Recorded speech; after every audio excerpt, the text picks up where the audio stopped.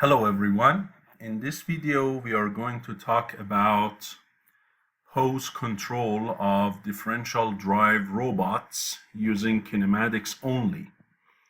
So basically the commands that will provide to the motors of the differential drive are basically like, hey, move at this RPM, right?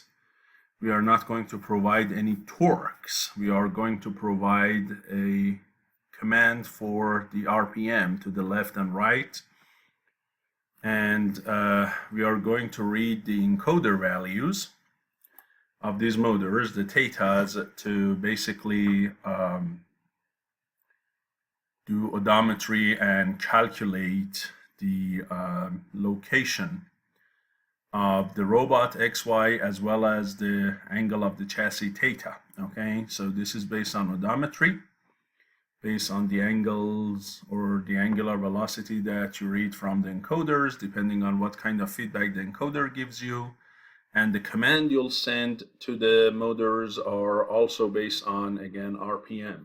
So for example, for many motors, you can control their RPM using the pulsed width modulation PWM. So that's this kind of control. There is no consideration of friction, no consideration of forces, torques, or anything. And right now, when I derive these equations and everything, and when I simulate it, I don't consider slipping under the wheels, although if you want, I can add that to the equations or to the simulations. So when I say controlling the pose, what do I mean? It means the robot at the moment is in location XY and angle theta. What I want is to send the robot to a desired location XD, YD and to a desired orientation theta D. XD, YD and theta D are constants here. Okay, this is a regulation problem, not a tracking problem. So you remember that I can update my pose through the equations that we had when we talked about the odometry. If I read the encoder values, I can easily update my X, Y, and theta in the odometry, right? So here theta left and theta right, or phi left and phi right, are the angles of your motors, the one that they have rotated. If you read them constantly, you can, based on them, update your X, Y, and theta of the chassis. And what we do, we divide this process into two steps. Step number one, position control. Step number two, orientation control. In other words, first, we make the robot go from the current location to the desired location. When it arrives there, the angle of the robot is not equal to theta D. It's a different angle. Then we ask the robot to rotate in place without moving and fix the orientation. Okay, so we divide. We are not going to fix both X, Y, and theta all at the same time. First fix X and Y, then theta by rotation in place. How do we first fix X and Y? Okay, so for the position control problem, what we have is, the easiest way, if there is no obstacle on the way, is to go on a straight line. If I can go on a straight line from point XY to point XDYD, that's the fastest, the best way. So here we assume there is no obstacle on the way, and that's what we want to do. Move on a straight line. The angle of this line connecting your current location to the desired location, the angle of this line with respect to the x-axis, I call it theta m. Clearly, theta m is what? Arctangent of delta y and delta x, or if you use arctangent 2, actually, is delta y and delta x, where delta y is y desired minus y and delta x is x desired minus x. Now, the angle that the robot has at the moment is theta, not theta m. So the difference between the desired angle at which you want to travel and the current angle, we call it the angular error, theta m minus theta. And the goal is to make what? This error go to 0 so that the robot only moves along what? This line. Now, how can I make this error go to 0? For that, I use a PD control, proportional derivative. Okay, so here we are doing post control of differential drives kinematically via a PD controller. Okay, so we are going to use a PD controller, proportional derivative. What does it mean? It means that the commands that you send to the motors is what? Is a combination of a constant times this error plus another constant times the time derivative of the error, right? Now, when we are moving from xy to x dyd, not only we want to fix our angle from theta to theta m, at the same time we are also moving. So the commands that you send to the motors should not be like one of them is positive something, the other one is negative something, otherwise it will rotate in place. So what we do, we add a constant number to the commands that you send to both of the tires, and that constant that we add, we call it what? V command. This is the average velocity of the two tires, or that's the velocity of the centroid. We set a number for that, a constant number, which is the average of the travel along this line, the average velocity. And then what?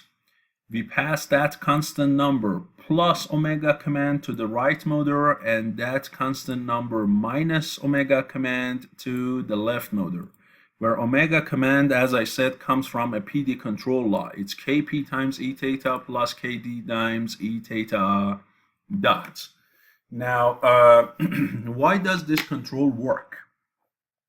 So clearly, we can take a look at some cases to just at least demonstrate it for you. In this case, as you can see, for example, your theta is bigger than theta m, correct?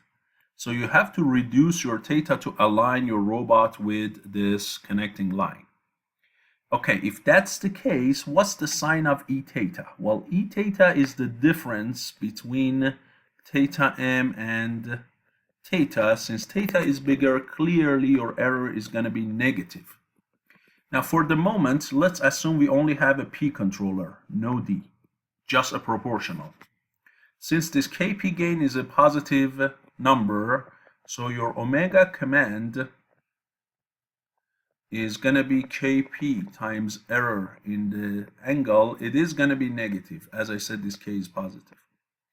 So, which means what? Your command to the right motor is some constant V command plus omega command, and to the one on the left it is V command minus omega command. So what's going to happen when omega command is negative? So here I'm adding a negative number to V command, so this is going to be less than V command. And here I'm subtracting a negative, so negative times negative is positive, so this number is going to be more than V command. In other words, your left tire left wheel is going to rotate faster than the right one. And you know, when this one is rotating faster than this one, what's going to happen?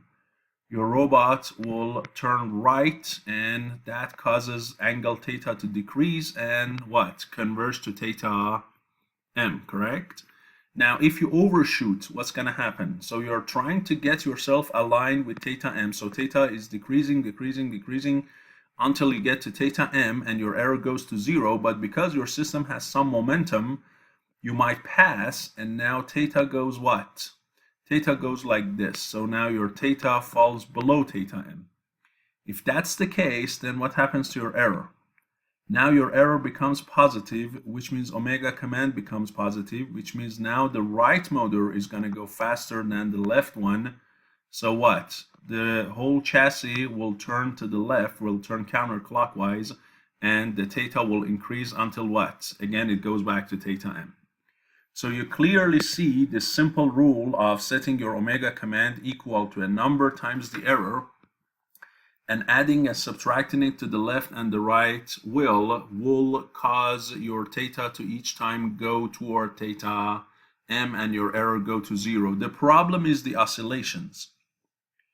If you just use this proportional rule, what happens is, in real life, what happens is it tries to fix its orientation.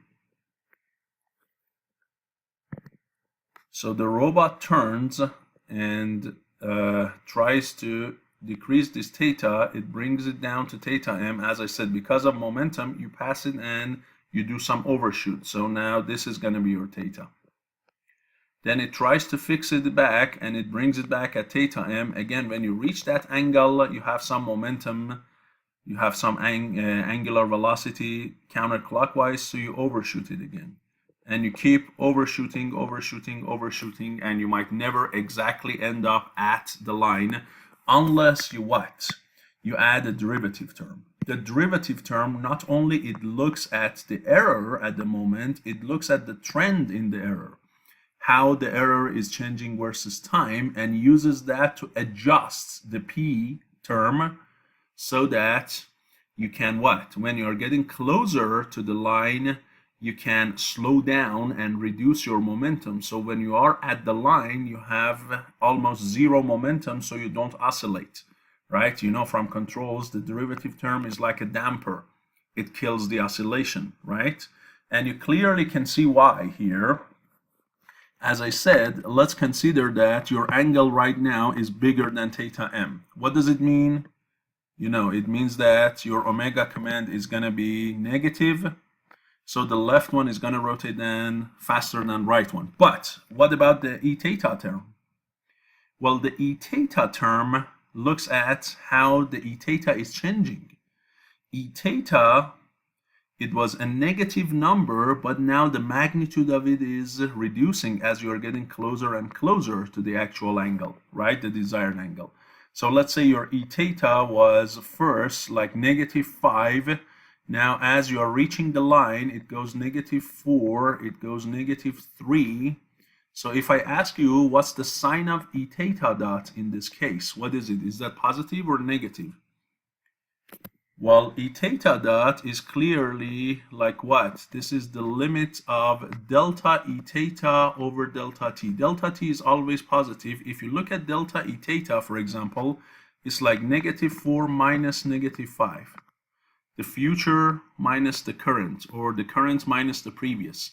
But this number is clearly what? Positive. So if you look, your e theta dot is what? Positive.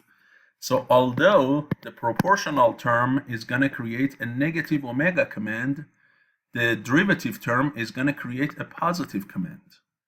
And if you don't choose your KD to be super large, still the omega command is going to be negative, but a smaller negative number in magnitude.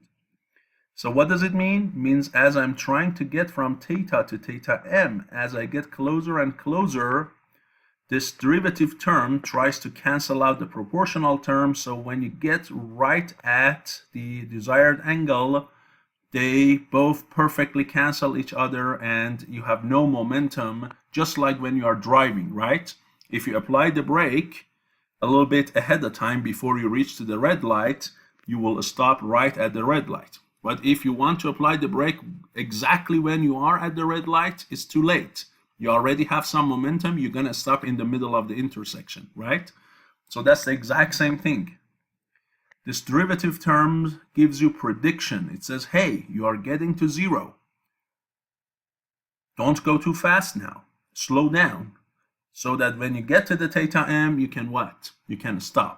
So that's what this derivative term does. It kills the overshoot, undershoot, kills the oscillation, and causes your robot to end up at theta m without too much of oscillation, or if you make d big enough with no oscillation. So it's not going to be an under-damped behavior, it's going to be an over-damped or critically damped behavior. So the logic is absolutely clear. Now the question is, what is this e theta dot? So e theta, the definition of it is clear. The desired angle of the line minus the current angle.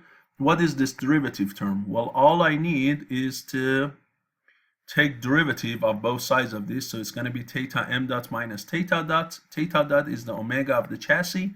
What is theta m dot? So you have to take time derivative of this guy. If you take time derivative of this theta m, what will you get, right? So you know this is an arctangent function and it's a ratio. So it is arctangent of u, where u itself is yd minus y divided by xd minus x. And you know derivative of arctangent is going to be du, right? Or u prime if you want. U prime over 1 plus u squared, where prime is, in this case, has to be replaced with dot because we are taking time derivative.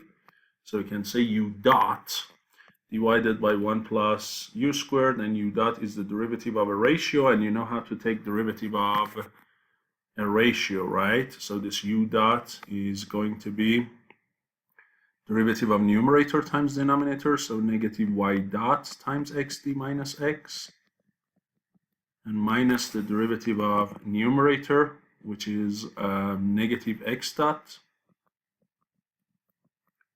times y minus y, yd minus y, then divided by the denominator squared.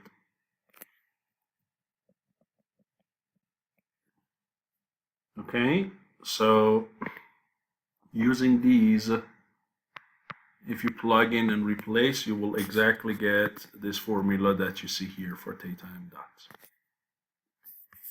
Okay, so now I can exactly calculate based on my x dot and y dot that I get from my odometry, x and y that I get from my odometry, theta and omega that I get from there, and my desired xd and yd. I can calculate every term for this PD control law and subtract and add that omega command to v to get the RPM to get the velocity.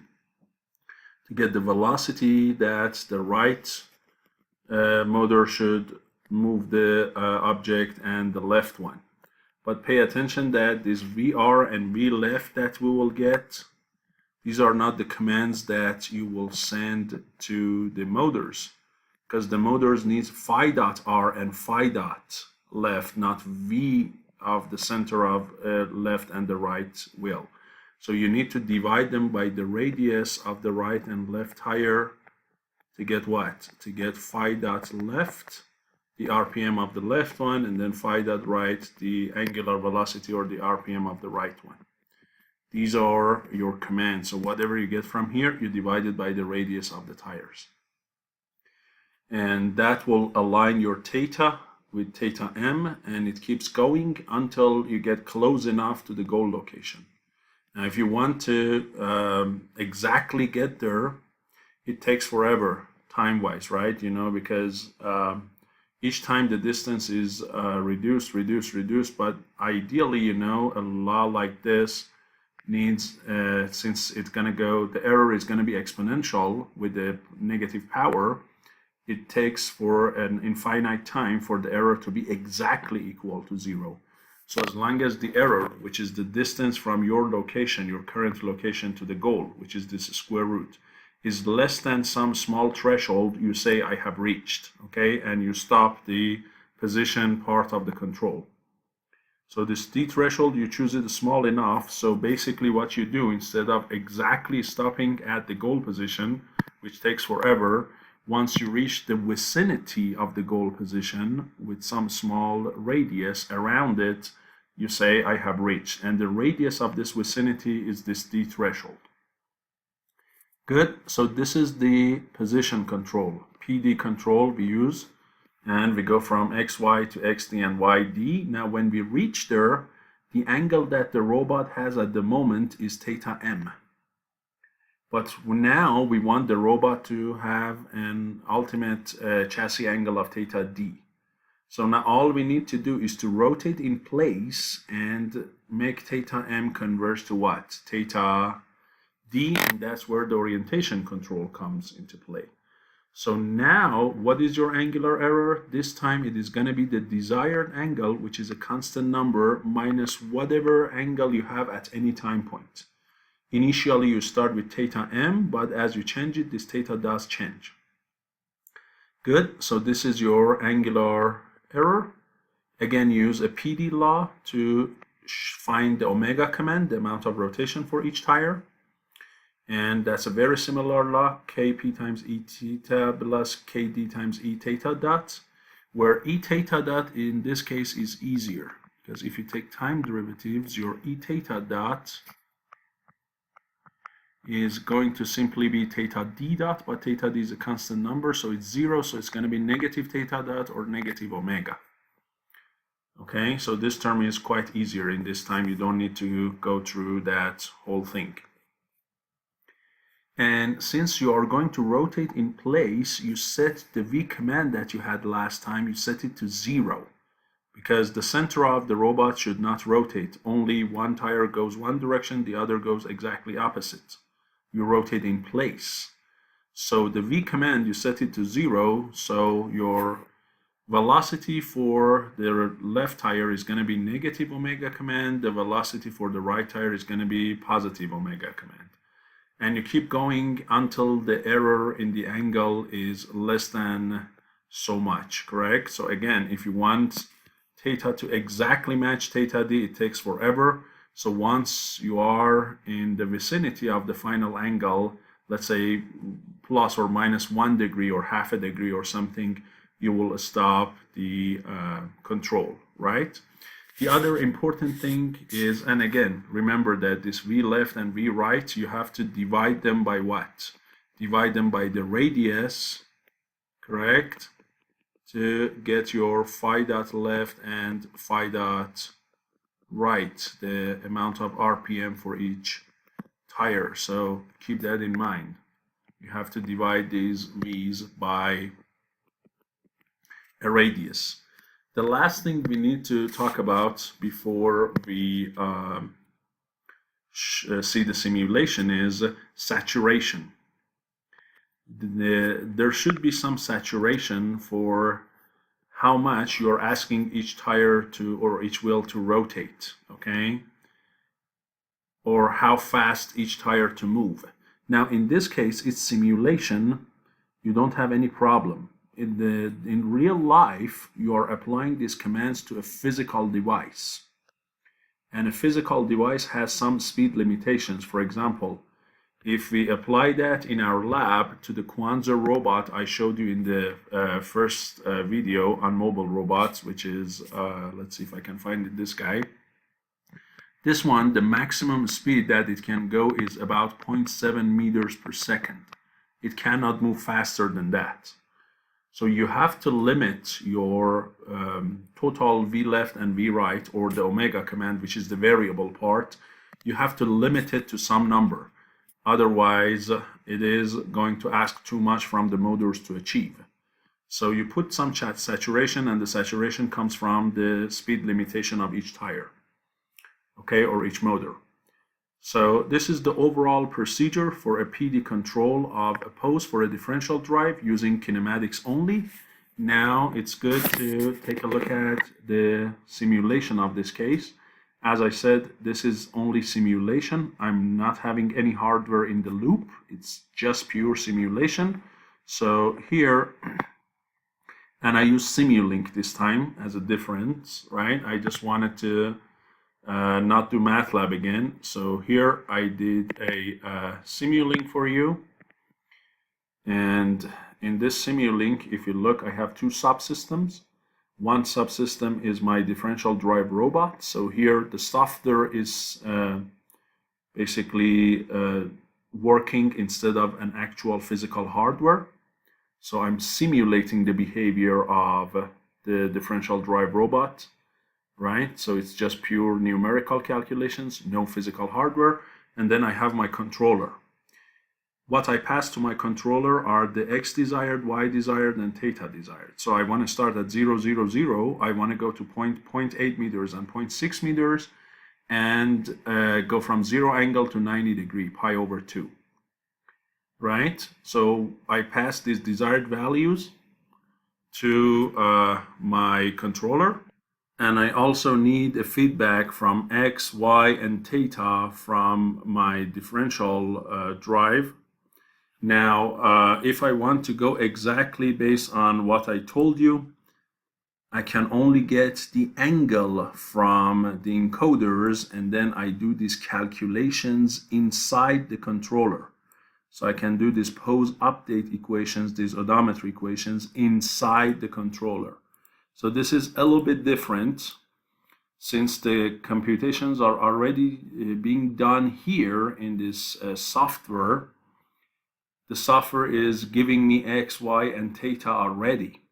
So I can get them as feedback and bring them into the controller. But remember, if this is a physical system, it's not going to give you X, Y, and theta. None of them is going to come from a physical hardware. All you will get from the physical hardware is what? It's just theta of the left and theta of the right. Okay, from encoders, then you have to have an odometry system of calculations incorporating these three equations in it. And by taking theta left and right, it should calculate X, Y, and theta and then give it to your controller. But again, since here I'm already getting my X, Y, and theta from this piece of software that is replacing my hardware, I'm directly passing them in. And so inside my controller, I have two components, the position controller and the orientation controller. The position controller clearly does the PD control law that we have. So here is KP, that's KD.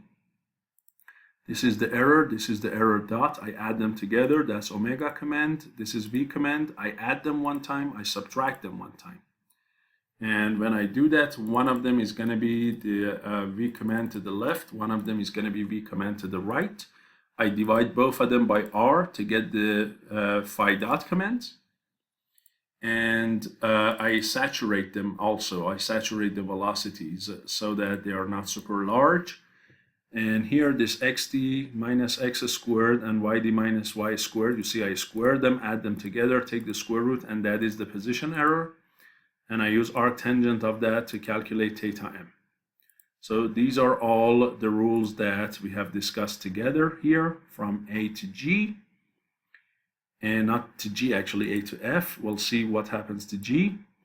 And then a similar thing for the orientation control. So here theta comes, the theta desired comes, that's error. That's KP times error, that's KD times error dot. Add them together, that's omega command. V command is 0 because you just want to rotate in place. And I saturate them, divide them by R, and these are the phi dot commands for left and right. And then the absolute value of difference between theta and theta dot is the error. And I take also a modulus with 2 pi so that the number does not get really big, just in case it does. And that is my theta error.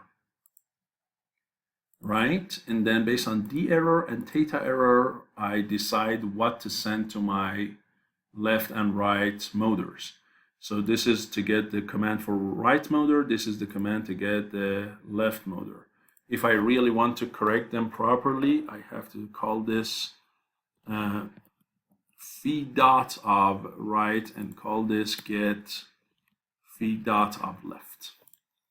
These are also subsystems. If you go inside, I have 2 switch blocks. What's the switch block? The switch block is this. First, I have the top switch block, which has the error for D threshold. So it's this stage number 8 here.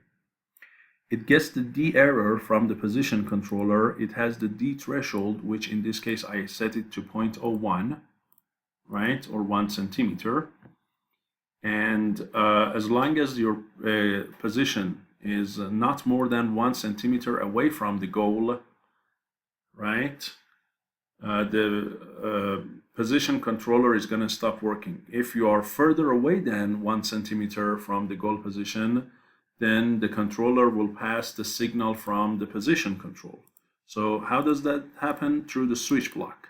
So a switch block passes the signal on the top as long as the condition is true, which in this case, the middle signal which is the position error, is bigger than this threshold, it passes the top signal, and when the error is less than this threshold, which means you have now reached the goal position, it passes the bottom signal. And bottom signal comes from what? The rotation controller. So take a look here. Now that you have reached the goal position, so the condition is violated, the bottom signal is coming in. And the bottom signal can have two separate scenarios. Either your angular error is more than this, which is 2 degrees, where what? Where it keeps getting the top signal, which is the command from the orientation controller. And when the angular error is less than 2 degrees, then it will pass 0 so that your robot stops from rotation. Right? So there are in general 3 scenarios. If position is not there yet, you pass the signal from position controller. If you have reached the position but the angle is not correct, you pass the signal from the orientation controller. If both of them are right, then you pass a 0 so that it doesn't do any other thing. And a very similar structure is used for what? For the left one. Okay?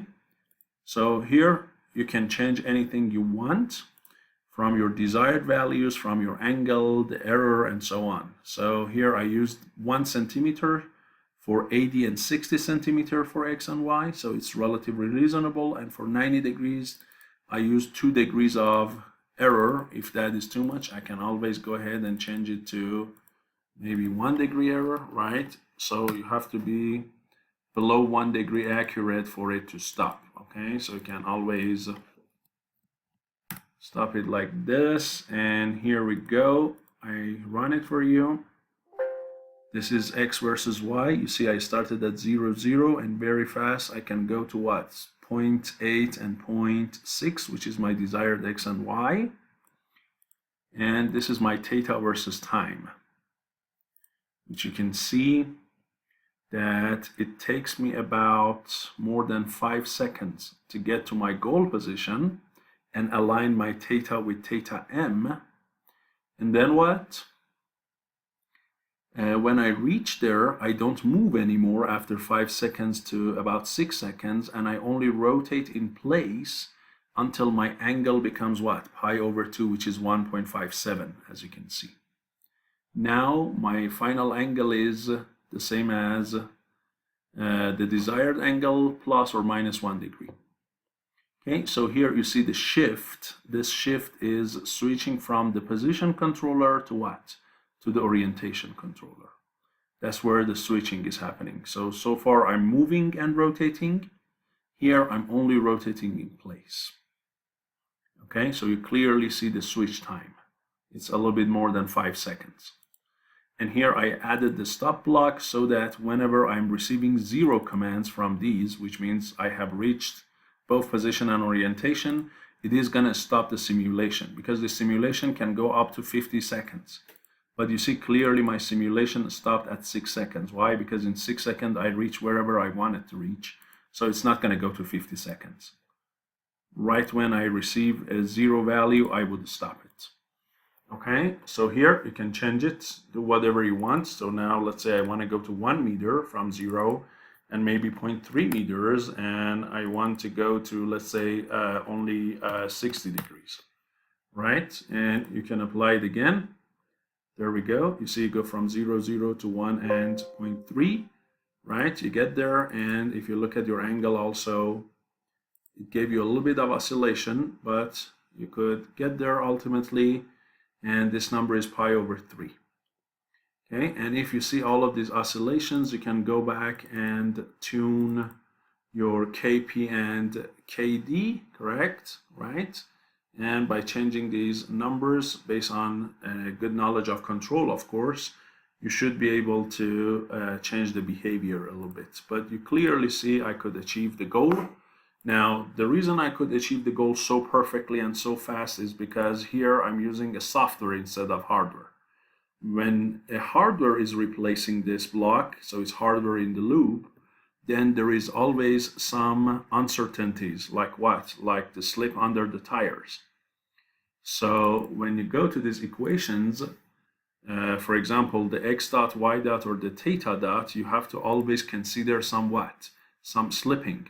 So here you're getting your commands for theta dot left and theta dot right, and when you use them, you're not going to get the same value for x and y, right? If you remember from our lecture, your x dot is what? Is the average of the two phi dots times the radius of the tire, and then times cosine of theta. And y dot is the, again, average of the two phi dots times radius of the tire times sine theta. Correct? So if I have a little bit slipping under the tires, that means although I have the same phi dots, but my x and y are not going to be that perfect. So if I want to simulate the behavior of slipping, when I integrate here, this phi dot left plus phi dot right divided by 2 times r cosine theta, instead of me integrating the whole thing, I should multiply it by 1 minus the slipping percentage and then integrate it. Okay, and then the same thing for y. So what I can do, I bring a gain block, and this guy is going to be 1 minus s, where s is the slipping percentage. And this is going to be like 1 minus 0.02. Let's say I have 2% of slipping. And now I put that guy here for x dot, and then I do a similar thing for y dot, like this. So now I have 2% slipping under the tires, which makes my x and y not do their job. And also, let's just add it for one of them, right? We can add it for one of them, or we can add it for both of them, or we can add that gain actually here if we want. It's better to add it right after these phi dot commands. Okay, so for example, I can get this block here, and let's say under my right tire, I have a 2% error, 2% slipping, and maybe under the left tire, I have something a little bit different, like 0.18%, 0.18, correct? And now, let's see what happens. If I have some slipping, is that going to work? You see, I could still get there, and I could get here too, but probably with more effort and more time. So yes, I can do it, but again, the problem is this. I did the slipping, and then this x and y are also based on that slipping. So there is no disconnect here. Whatever number that I choose here is going to be affecting x and y, and the x and y going to be affecting phi dots. So there is no separation between the variables. So even if I try to do it, it's not going to be like something super wonderful, okay? So let me just assume that this is no slipping under the left tire, and I do it again. And you see again, it could achieve it. And if you look at your theta here, now it takes it about 8 seconds to do so, but it could ultimately achieve what it wants to.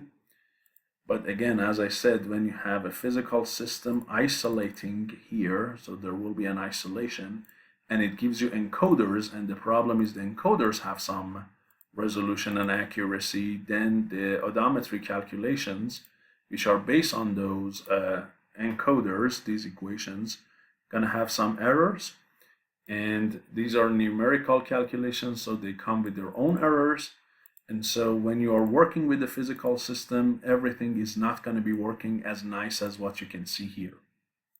Okay, but it does work, and we applied it in the lab. They worked just fine, but with a little bit more effort, with a little bit more tuning, and a little bit more patience.